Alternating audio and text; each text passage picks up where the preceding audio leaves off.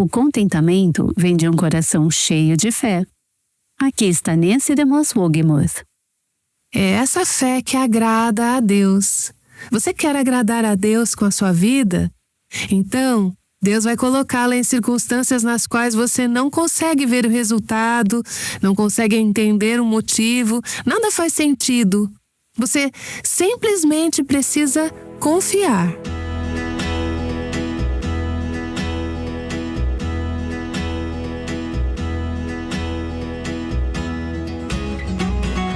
Este é o podcast Aviva Nossos Corações, com Nancy DeMoss Wolgemuth, autora de Escolhendo a Gratidão, na voz de Renata Santos.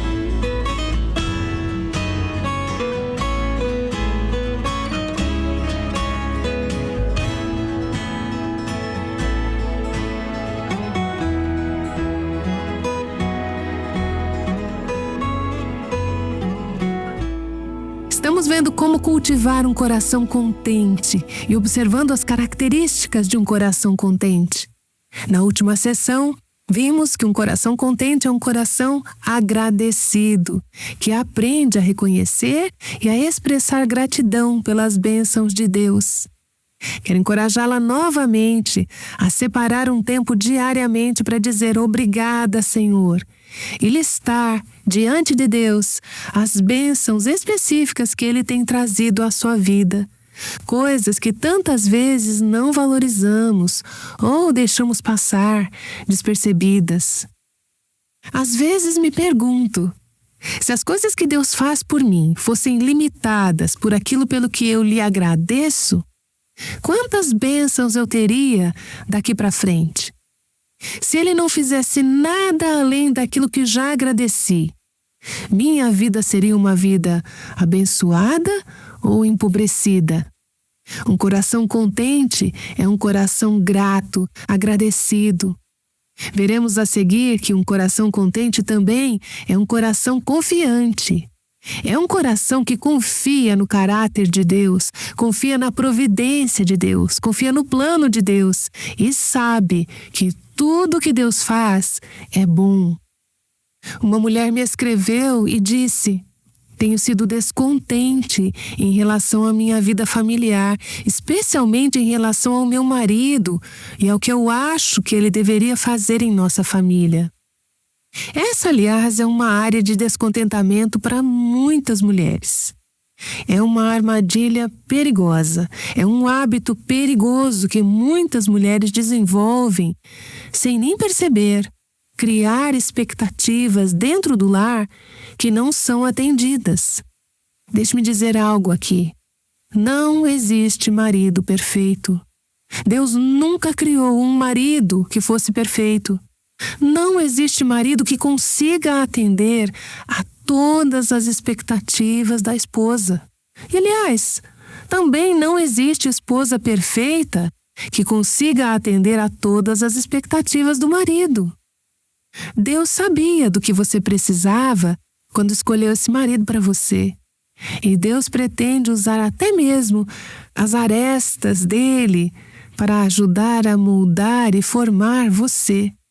Mas quando você se concentra nas maneiras pelas quais o seu marido, seus filhos ou seus pais não atendem às suas expectativas, você vai acabar frustrada. Essa mulher continuou dizendo: minha falta de contentamento mostra que eu não confio em Deus nem na provisão dele. Fui lembrada de que meu marido é a escolha perfeita de Deus para mim e eu preciso confiar que Ele sabe o que está fazendo na minha vida. Essa é uma afirmação simples, mas é a base de tudo na vida. Crer que Deus sabe o que está fazendo em nossas vidas. Alguém já disse que a vontade de Deus é exatamente aquilo que nós escolheríamos se soubéssemos o que Deus sabe. Mas nós não sabemos o que Deus sabe. É exatamente isso que o faz ser Deus e nós não.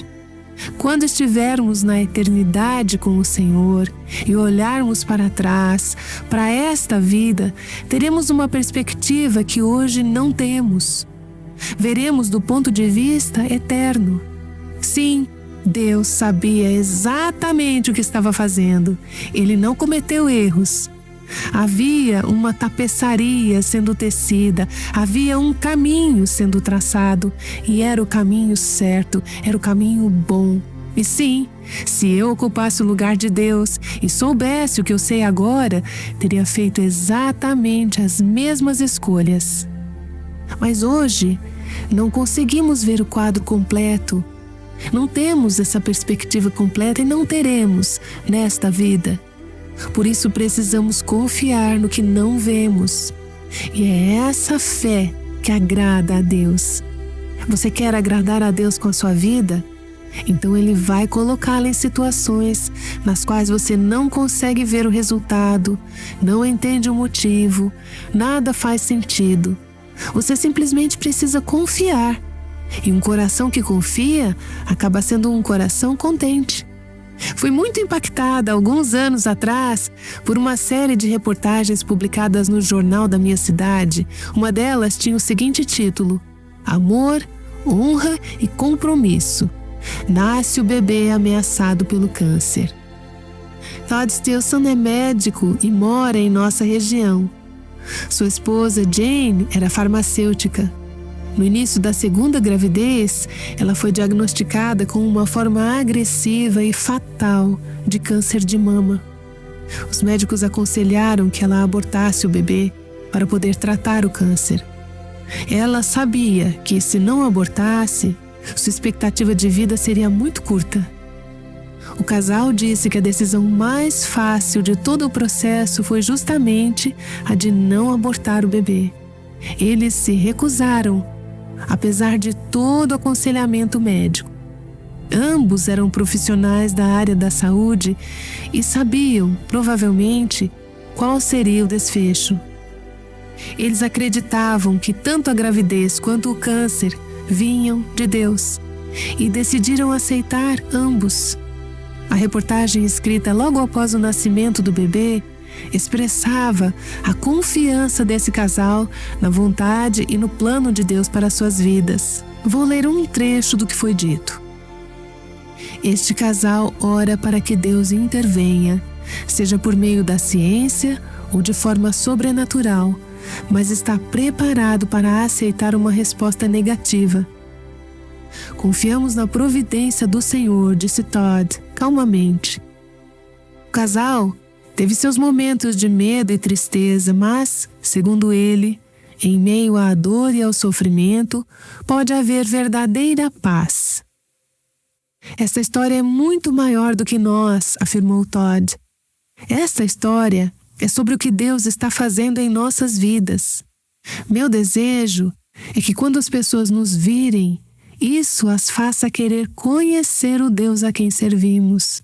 A Jane e eu somos passageiros, assim como todos, mas o Senhor não é. Ele é eterno. 7 meses depois, pouco antes de Jane partir para estar com o Senhor, outra reportagem foi publicada. Nela, Todd disse: acreditamos que Deus está no controle e que Ele não cometeu nenhum erro. Não foi um erro Jane estar grávida e não foi um erro ela ter câncer de mama. Vamos confiar nele. Jane disse: Deus tem suas promessas. Ele nunca abandona o seu povo.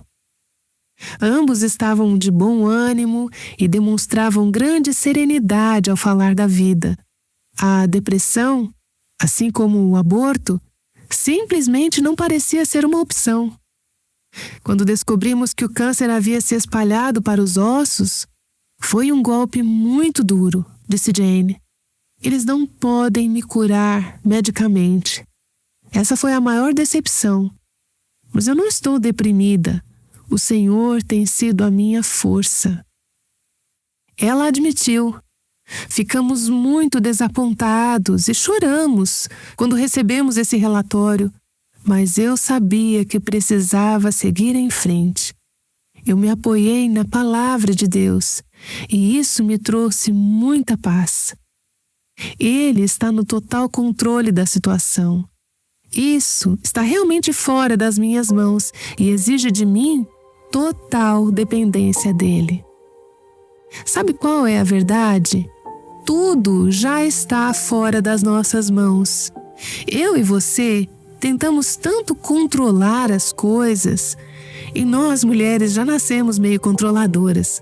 Queremos tudo resolvido, funcionando direito, sob o nosso controle.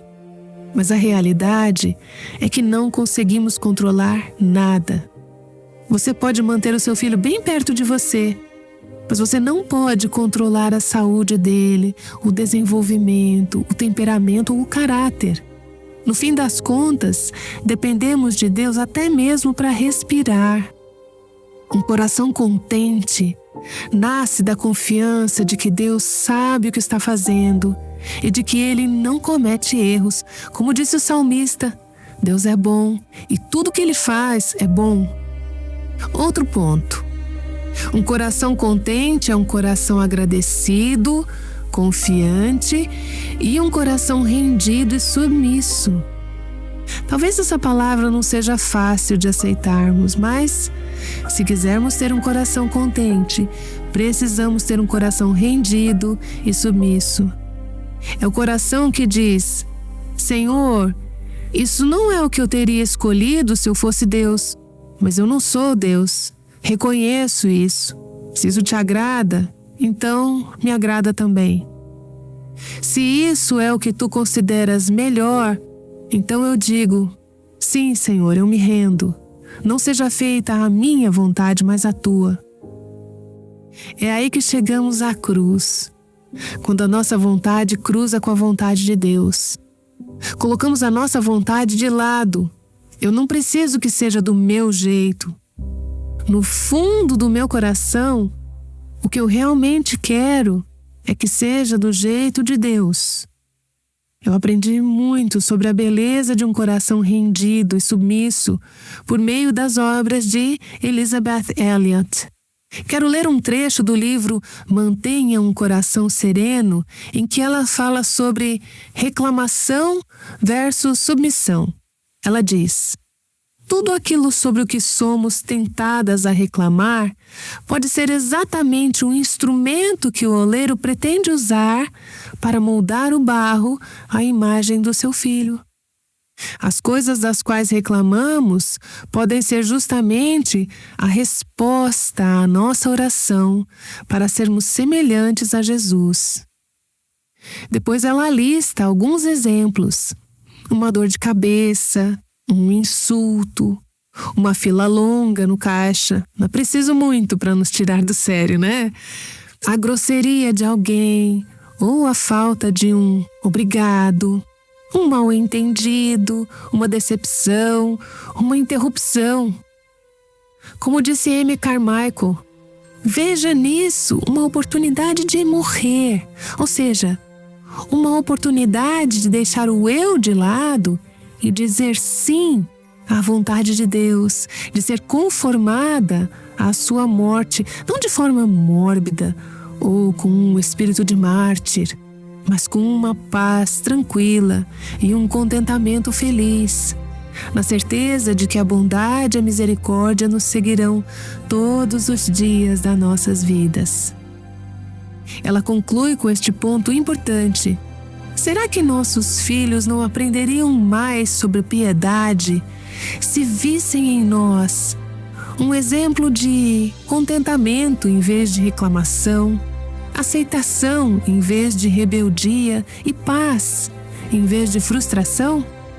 Lembre-se, ao escolher confiar, render-se, submeter-se e agradecer, você não está apenas determinando o seu próprio nível de paz ou frustração, mas está impactando profundamente a vida de seus filhos, que estão aprendendo como responder às dificuldades e desafios da vida. Você está ouvindo Aviva Nossos Corações com nossa anfitriã Nancy DeMoss Wogemuth. Ela está no meio de uma série chamada Cultivando um Coração Contente. Ela já voltará com mais. O descontentamento é uma condição do coração que nunca se satisfaz. A Bíblia se refere a isso como cobiça.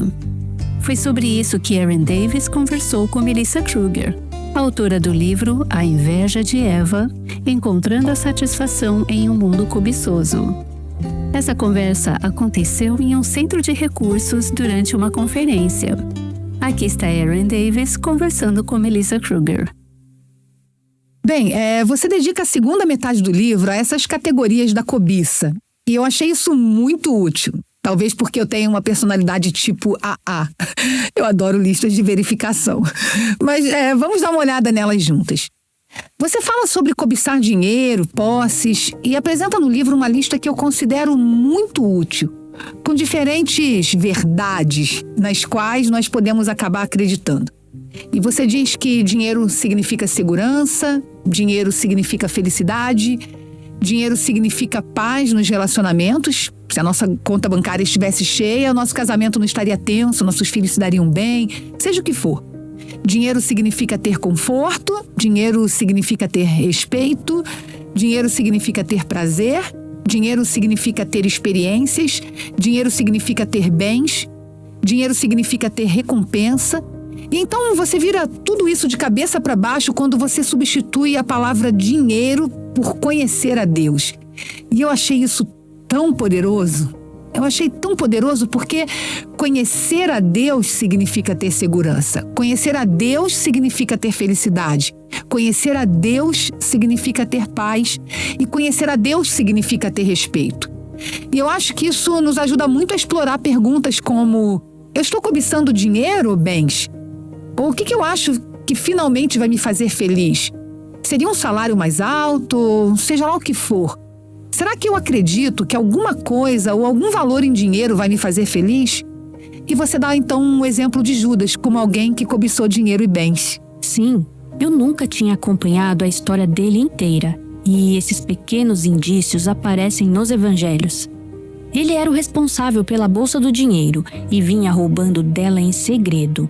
A grande frustração dele, o momento decisivo, pouco antes dele procurar o chefe dos sacerdotes, foi quando Maria entrou com aquele vaso de alabastro que valia o equivalente a um ano inteiro de salário.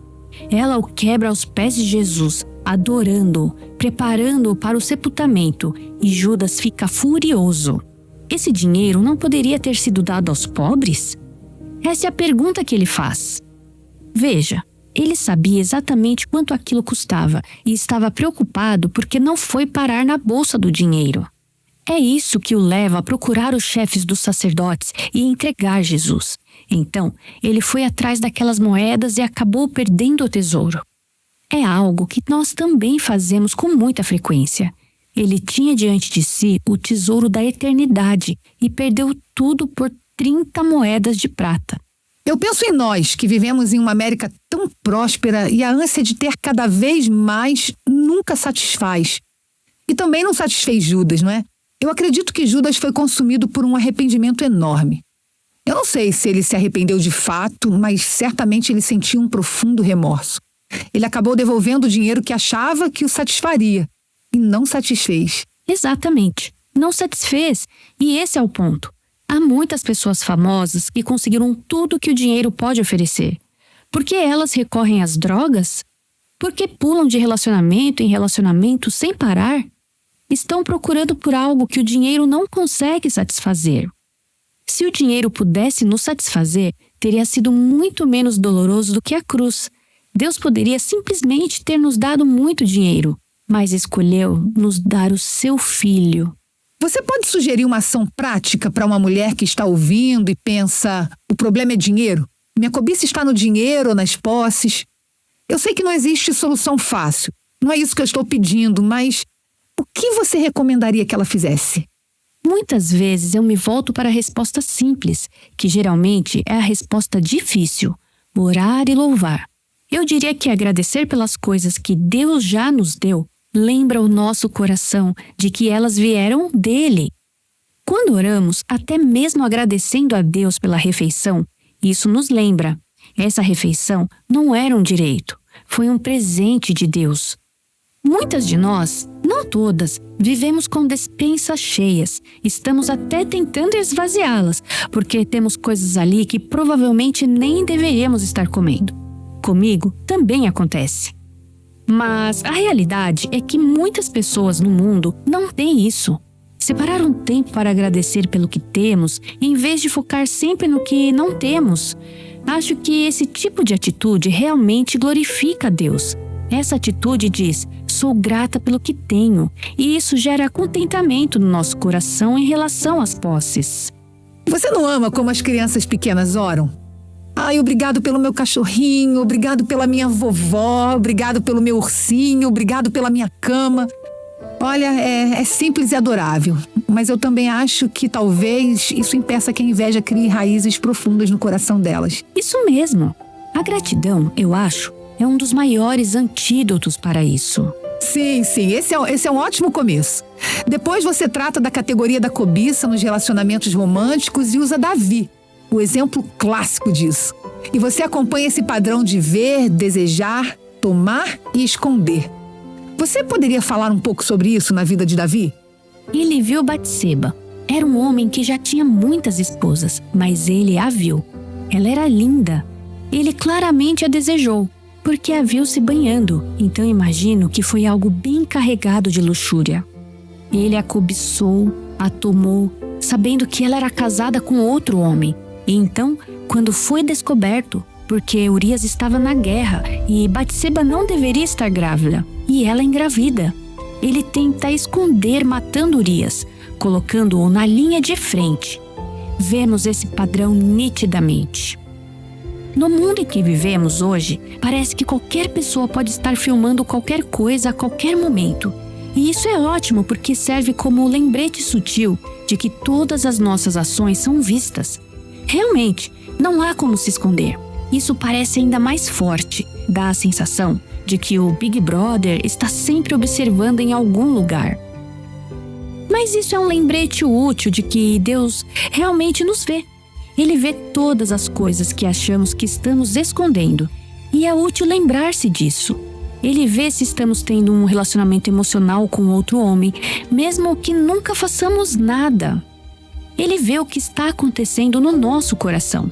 Não de uma forma em que ele vai nos fulminar com um raio, mas de uma forma que nos permite buscá-lo e confessar, sem medo, porque ele já sabe. Nem precisa ser um caso.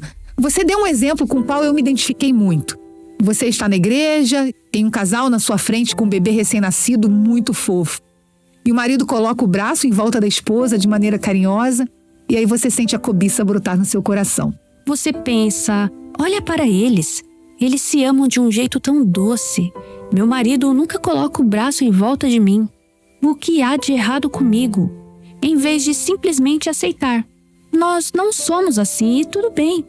Você vê que o marido de alguém trouxe rosas ou flores sem motivo especial e pensa, será que existe lugar para ações sem motivo no nosso casamento? Ou então as comédias românticas. Acho que às vezes são as piores para nós mulheres. Sim, concordo. Ou muitos livros que existem por aí. E você chega em casa e briga com seu marido maravilhoso porque ele não atende a alguma expectativa. Ou pelo menos eu faço isso, não sei se você faz. Sim, exatamente. Você não age como Tom Hanks em Mensagem para Você. Então você não deve me amar. E ele pensa, de onde veio essa briga? Eu perdi alguma coisa? Do que estamos falando aqui? Como podemos criar um novo padrão se tendemos a cobiçar quando estamos envolvidas em relacionamentos românticos? Acho que, nesse caso, devemos cultivar e manter nosso relacionamento com Jesus como a prioridade da nossa vida. Só Ele consegue sustentar o peso daquilo que realmente precisamos. Eu preciso de muito mais emocionalmente e relacionalmente do que meu marido pode oferecer. Ele nunca vai ser suficiente e se eu quiser que ele seja suficiente, nunca vou conseguir desfrutar da sua companhia. Portanto, devemos cultivar esse relacionamento com o Senhor por meio da palavra e da oração, lembrando o quanto sou profundamente amada por Ele. Para mim, essa é a única maneira de não colocar um peso excessivo sobre outros relacionamentos. Sim, isso é muito bom. A terceira categoria é a cobiça dentro da família e das amizades. E você usa o exemplo de José, na verdade, dos irmãos de José. Mostre para nós esse padrão que você vem ilustrando na vida de José. Os irmãos de José viram que ele havia ganhado aquela linda túnica colorida e eles sabiam o que aquilo representava. Preferência. Isso mesmo. Eles sabiam que José era o filho favorecido, preferido. Então, eles cobiçaram, desejaram aquilo. Pegaram o irmão, jogaram-no numa cisterna e o venderam como escravo. E como eles esconderam isso? Pegaram a túnica, mergulharam lá em sangue e disseram que animais selvagens haviam atacado o irmão. E eles destruíram justamente a coisa que despertou a cobiça neles. Eles nem chegaram a usar a túnica. Exatamente. E isso não é interessante? Nenhum deles recebeu o favor. Tudo que conseguiram foi o pai de coração partido. Isso mostra que todos queriam a mesma coisa. Mas aí você precisa se perguntar se eles também não ficaram um pouco preocupados. E se eu me tornar o próximo filho favorito, será que também vão me jogar numa cisterna? Não é como se isso tivesse dado certo. Isso deve ter fragmentado aquela família. Era uma família comum, com camadas de disfunção, como todas nós temos. Mas isso deve ter aprofundado ainda mais as rachaduras e tornado o abismo mais difícil de atravessar. Exatamente. E acho que fazemos isso quando colocamos expectativas demais em como nossas famílias deveriam ser, ou no que esses relacionamentos deveriam nos oferecer. Isso pode causar muita dor e ruptura, porque acabamos agindo mal uns com os outros. Você diz várias vezes no livro que algumas vezes, aliás, muitas vezes, a cobiça nasce de um desejo legítimo, mas esse desejo foge do controle. Eu estou pensando especificamente em família e amizade. O que nós, como mulheres, desejamos e que pode ser algo bom, que acaba se transformando em cobiça? Acho que desejamos comunidade, algo para o qual fomos criadas. Deus olhou para Adão e disse que não era bom que ele estivesse só. Então, criou Eva. Nós não fomos criadas para viver sozinhas, nem mesmo dentro da igreja. Precisamos de um corpo, e Deus até descreve isso usando a linguagem familiar. Paulo falou de filhos na fé. Temos irmãos na fé. Temos mães, irmãos e filhos na fé. Essa é uma linguagem normal, uma linguagem de família. Fomos criadas para precisar de relacionamentos uns com os outros. Isso é algo bom. Mas uma vez é parecido com os relacionamentos românticos. Quando começamos a querer que essas pessoas cuidem de nós o suficiente, nos amem na medida da nossa necessidade, nos satisfaçam o suficiente, sempre acabaremos voltando a sentir o descontentamento crescente no nosso coração. Porque elas simplesmente não conseguem nos satisfazer tudo isso. Elas não conseguem saber de tudo. Não sei se você já teve aquele momento, eu já tive, em que pensa, será que alguém sabe que eu estou sofrendo? Como saberiam? Elas não são oniscientes, não podem saber de tudo como Deus sabe, mas Deus sempre sabe. Só que esperamos que nossas amigas saibam. Eu faço isso com meu marido. Você não sabe exatamente do que eu preciso quando eu preciso. Sempre. E queremos que eles saibam sem a gente precisar falar. Exatamente, porque se eu disser, parece que perde toda a graça. É como se disséssemos, você tem que saber magicamente. Exato. E o mesmo acontece com as amigas. Eu acho que toda mulher, e não posso falar pelos homens, ela sente em algum momento, ninguém está pensando em mim, ninguém se importa com o que eu estou passando. Isso pode ou não ser verdade. Na maioria das vezes, provavelmente não é. Mas elas não sabem que você está lutando. Elas não têm como saber. Outra categoria de cobiça que eu quero mencionar é a dos dons e habilidades. Eu acho que isso atinge muitas de nós na igreja em cheio. Mas é importante falar sobre isso. Nós amamos que Deus nos dê dons. Nós amamos que Ele nos dê habilidades. Mas isso pode se distorcer e virar uma cobiça, você não acha? Eu queria saber como você já viu isso na sua própria vida ou na vida de outras mulheres. Sim, com certeza. Quando vejo alguém cantar lindamente à frente, quero dizer, eu claramente não tenho esse dom. É óbvio que eu não tenho esse dom. E penso, uau, que dom maravilhoso. Parece algo tão alegre. Elas parecem tão felizes enquanto cantam. E ainda assim, acho que às vezes olhamos para os cargos que são mais visíveis, que estão mais em destaque, e pensamos, nossa, deve ser incrível estar naquela posição. Mas a realidade é que Deus nos deu dons diferentes e cada parte do corpo é tão importante quanto as outras. Mesmo que algumas apareçam mais, as outras têm uma importância vital na vida da igreja. E acho que, no fundo, o problema é que pensamos nesses dons como se fossem nossos, em vez de enxergá-los simplesmente como dádivas. Esse é o ponto central da questão. Romanos 12 nos ensina que nossos dons são para o bem de todos. Nós não os recebemos para guardá-los só para nós. E se há uma área em que eu tendo a cobiça, é essa: os dons e habilidades de outras pessoas. Mas ao rastrear isso até a raiz da incredulidade, eu percebo que eu não acredito de verdade em 1 Coríntios 12, que diz que todas as partes são necessárias. Eu não acredito realmente que a seara é grande e os trabalhadores são poucos. Porque se eu realmente acreditasse nisso, eu poderia simplesmente celebrar cada dom que você tem, cada dom que ela tem, cada dom que outra tem, porque tudo é para o bem do corpo. Tudo é essencial e a colheita está pronta e os trabalhadores são poucos. E eu penso naquela mulher que está lutando contra a cobiça pelo dom de outra mulher.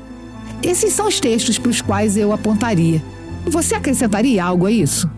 Eu diria que algo que realmente me ajuda é quando vejo você tendo sucesso. Eu digo a mim mesma, ela faz parte do meu time. Se ela está vencendo, eu estou vencendo. Porque fazemos parte do mesmo corpo. Então posso realmente me alegrar com ela, porque estamos vencendo juntas. O reino está avançando e eu amo isso.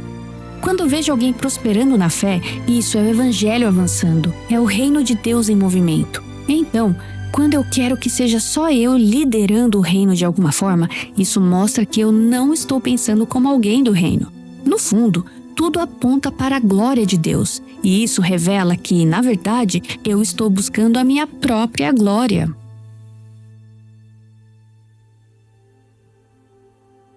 Ouvimos uma conversa entre Erin Davis e Melissa Kruger. Melissa é autora do livro A Inveja de Eva, Encontrando a Satisfação em um Mundo Cobiçoso. Melissa acabou de mencionar o reino de Deus e a sua glória. E como Nancy costuma dizer, o céu reina. Essa é uma verdade que precisamos trazer à memória com frequência. Existem várias maneiras de fazer isso no nosso dia a dia. E uma delas é através de recursos que nos ajudam a realinhar o coração com a palavra. O livro Escolhendo a Gratidão, de Nancy DeMoss Wolgemuth, é um desses recursos.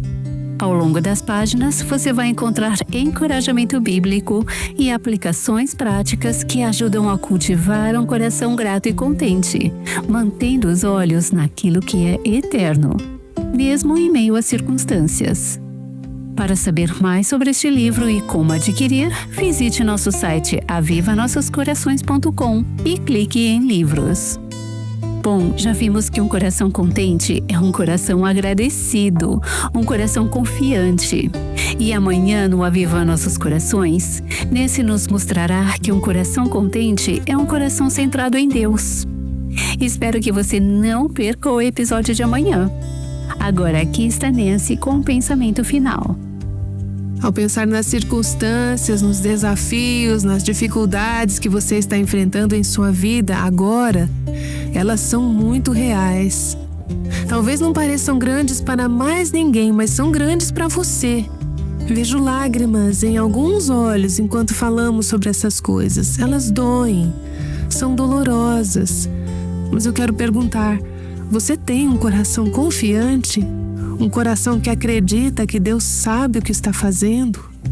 Conheça-o, aprofunde-se em sua palavra, descubra seu caráter, sua graça, seu amor, e você verá pela palavra de Deus que Ele tem um plano. Ele não está dormindo no trabalho, Ele não está ignorando a sua situação. Você consegue dizer, Senhor, eu confio que Tu sabes o que estás fazendo? E então você já chegou ao ponto de submeter a sua vontade à vontade de Deus nessa área, de dizer, Senhor, sinceramente isso não é o que eu teria escolhido se eu estivesse escrevendo o roteiro. Mas não sou eu quem escreve o roteiro, és Tu. Seja o que for que Tu queiras. Se isso faz parte da Tua vontade e do Teu plano para mim, nesta estação da minha vida, eu aceito, eu abraço, eu recebo, E sei que isso faz parte daquilo que é necessário em minha vida, a fim de que eu me torne mais semelhante a Jesus. O Aviva Nossos Corações é o ministério em língua portuguesa do Revive Our Hearts com Nancy DeMoss Wogemuth, sustentado por seus ouvintes e dedicado a chamar as mulheres à liberdade, plenitude e abundância em Cristo.